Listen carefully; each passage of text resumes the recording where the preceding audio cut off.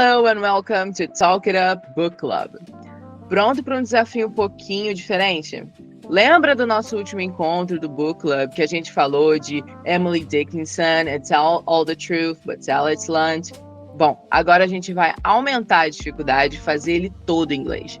Mas calma, espera. Você já conhece o poema, já conhece o que ele fala, já conhece o que ele significa, a gente já conversou bastante sobre o que está nas entrelinhas. Então agora é só mergulhar no inglês. É só ter a experiência de como seria tudo aquilo que a gente falou em inglês, né? Então a partir de agora, não falo mais português. All I know how to do is speak English. So, here we go. I'm Allie, and this is the podcast where we dive into English through poems and book excerpts, exploring the content, context, and ideas behind the language. Here, you'll learn English in a light, natural, and meaningful way while enjoying a little bit of literature. Today, we'll get the first episode from last week and explain it using English. Are you ready?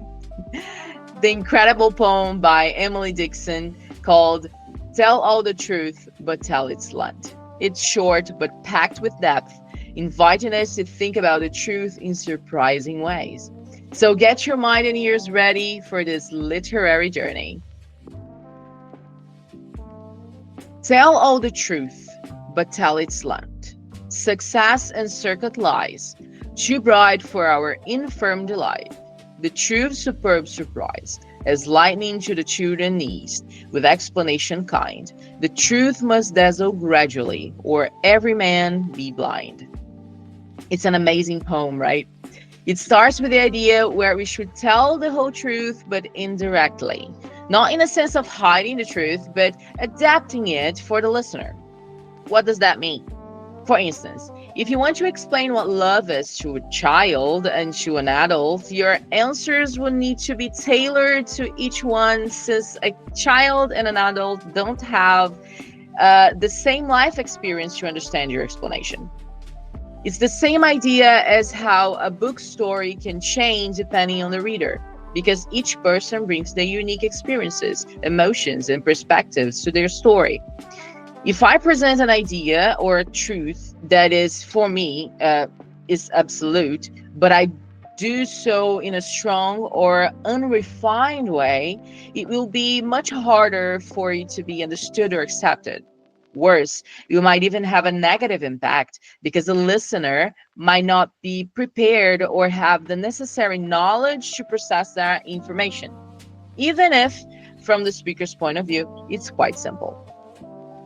There is a scene from the Indiana Jones movie, The Kingdom of the Crystal Skull, that perfectly exemplifies this poem. One of the characters is obsessed with power and knowledge, and when they finally find the crystal skull, she demands to be given all the knowledge of the universe. The skull, almost as if saying, "Are you sure you can handle this, honey?" ends up granting her wish. At first, she's in awe, but soon the overwhelming knowledge drives her insane. But returning to the poem, let's go piece by piece, right? So let's go for the first piece. Tell all the truth, but tell its lunch. Success and circuit lies. The first line introduced the poem's central idea. The truth must be told, but in a certain careful manner. Emily Dickinson suggests that truth, when presented too directly, can be difficult to accept or comprehend. Success lies in approaching truth gently, like a winding path rather than straight line. This resonates with everyday situations where something profound needs to be softened for better assimilation. Think of how we deliver bad news or teach something complex. A gradual approach is often more effective, right? Now the second part, too bright for our infirm life, the truth superb surprise.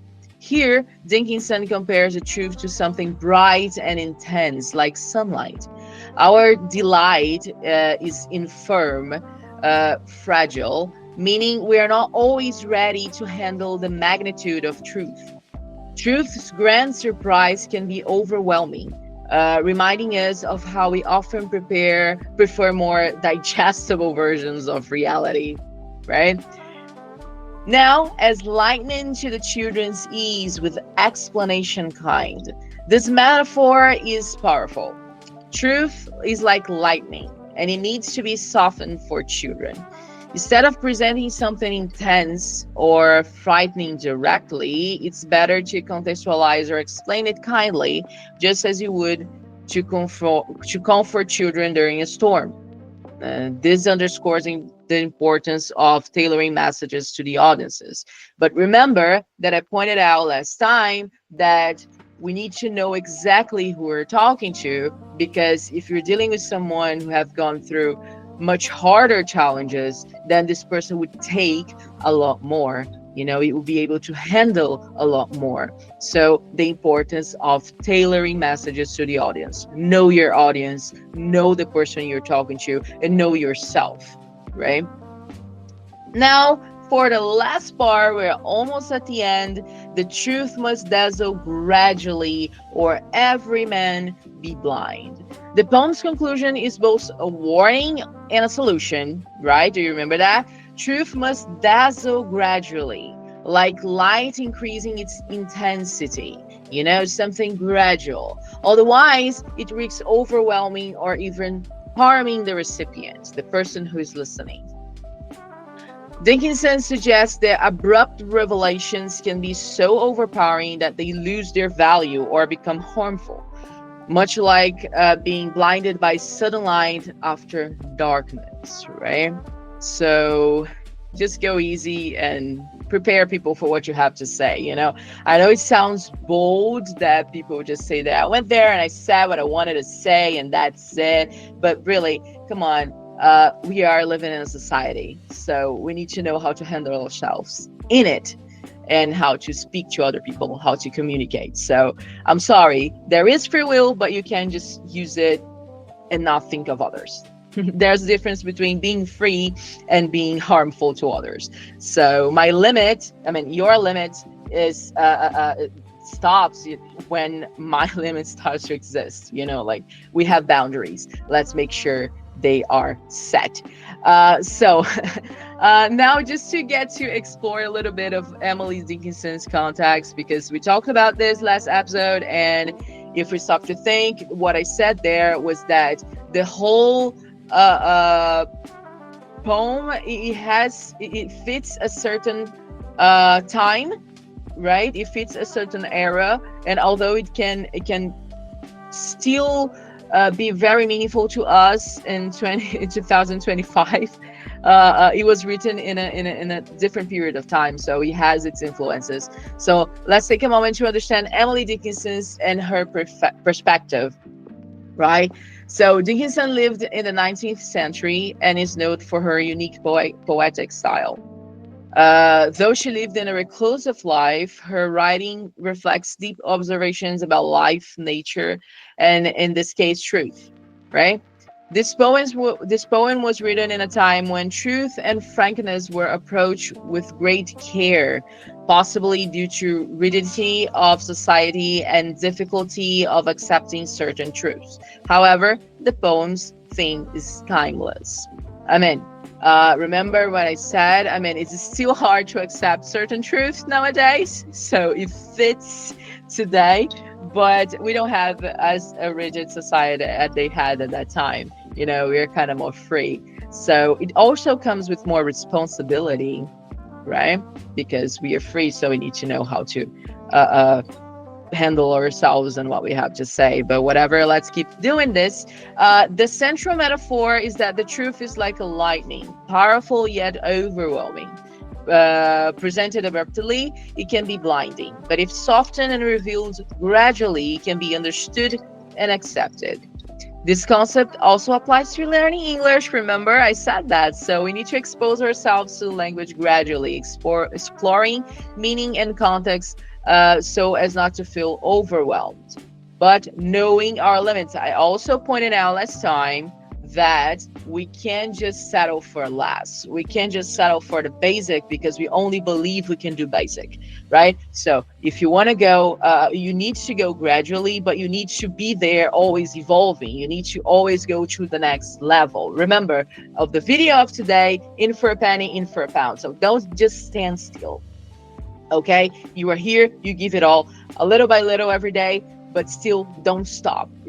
Don't feel frozen to the same place just because you're afraid to be overwhelmed. Sometimes being overwhelmed is kind of good if you know the dose of that. So Emily Dickinson was born in 1830 in Massachusetts and wrote over 18,000 poems in her lifetime. Though few were not published during her lifetime, so most of her poems were published after she died, which actually happened a lot with old writers. If you get to study them, it happens a lot. She was introspective and lived relatively isolated in her life way of living, right? In her way of living was very isolated. And I also said back there that isolation has its great amount of importance, right? Because sometimes in isolation we understand ourselves and we think more and we try to understand better the situations that we've been through. So isolation is not entirely bad. We just need to have our brains in the right place and our heart in the right place so we don't go mad. But once we can figure that out, I think it's fine, right? All right, so but her works explore universal themes like truth, love, death, and immortality. Her genius lies in her ability to use simple, direct imaginary to convey incredible, complex ideas. So she's trying to say that everybody would be blind, giving the example of a kid seeing the lightning for the first time in the middle of a storm, and somebody tries to calm it down. Like, for example, hey, this is something that always happens in nature. This is something that's going to happen very frequently, so you should understand the process so you get more accustomed to it next time it happens. I'm sorry, but you're going to have to handle it, but in a way that is softened. So she has this ability of getting something very complex and translated it for something very simple. Now for closing, we're not going to read it in Portuguese as we did last time, but we are going to read this one more time in English so we can just convey and have everything together for a better understanding. Okay, so here we go. Tell all the truth, but tell it slant. Success and circuit lies, too bright for our infirm delight. The truth's superb surprise, as lightning to the children eased with explanation kind. The truth must dazzle gradually, or every man be blind. And with that, we reached the end of our first episode with English translation. So use the last episodes to just have you dive into English and see it for real, right? It's like a very hard situation, but I hope you enjoyed this exploration of Emily Dickinson's and the powerful, challenging nature of truth, right? Então a gente conseguiu chegar até o final do nosso vídeo. Foi um desafio um pouco maior do que o normal. Vocês viram que eu não diminui a velocidade, não peguei palavras muito facinhas para poder, a gente usar o inglês, não foi nada disso. Eu falei como eu falaria com qualquer pessoa quando eu estivesse conversando em inglês. Por quê? Apesar de the truth must dazzle gradually, a gente precisa entender que existe uma realidade. Então, se a gente fica, mesma coisa que eu falei no último vídeo, se a gente ficar parado muito tempo só no hello, how are you, nice to meet you, legal, mas tem que dar um passo à frente, tá? Se você assiste o vídeo aqui agora e você fala, caraca, isso ainda é muito difícil para mim, beleza, mas você já viu qual é a realidade. Então, você já sabe que um dia você vai ter que chegar nele e você vai ter que entender. Ou você vai ter que, pelo menos, se situar. Então, você sabe o quanto você tem que se esforçar para chegar lá. Você já viu qual é a realidade, né? Então você vai caminhando até ela para que tudo fique tranquilo. Se você já entendeu, beleza, foi tranquilo. Se você entendeu metade, maravilhoso, nada é ruim, tudo é perfeito, gente. É a questão de evolução. Mas voltando para o inglês, só para a gente não perder o fio da meada. If you liked it, don't forget to follow the podcast and share it with your friends who want to learn English in a fun and engaging way. And of course, check out for more about her course in our official website and Instagram. See you next time when we'll bring another poem or book excerpt and to continue this journey together. Until then, keep exploring English and the beauty of the literature. Muito obrigada por estarem aqui. Até o próximo desafio. Bye bye.